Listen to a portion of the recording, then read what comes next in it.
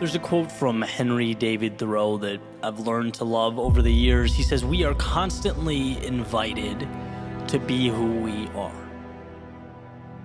Meaning, essentially, there is always a hand, reaching out to invite us to leave the confinement we've allowed to become our lives, the pressure of the outside world, and attack a world that means the most to us, not obligatory, but for the opportunity.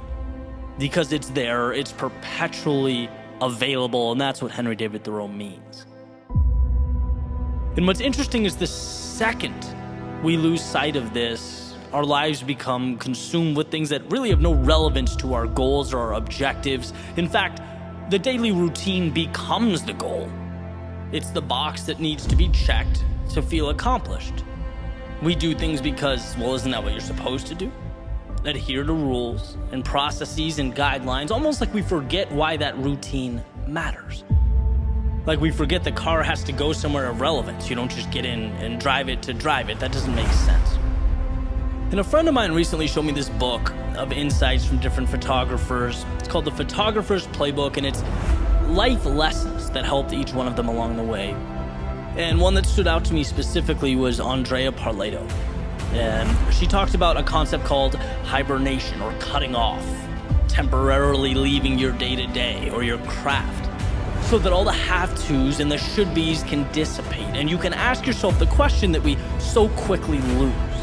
The question that should be the target, that should be the foundation we build upon. Who do you want to be? Because when all is said and done, and you're looking back, that's what will matter. That's what will dictate your happiness. Not that you were 5 for 5 on your checklist every day on your 20s, 30s, 40s, and on, right? No, what does it look like when you peel that back? What does it look like under the surface? What makes you, you? And sometimes we have to step back, go away, leave the day-to-day world we've created to see life from a different angle. Eliminate the steps, the requirements, the technicalities, and what are you left with when you put your head on the pillow at night? What makes you smile? Bronnie Ware states in her book, Regrets of the Dying, that not living a life true to oneself was one of the greatest regrets people experienced. Isn't it worthy of your time, your attention? Don't you owe it to yourself to make sure that your vision is defined and your actions support that?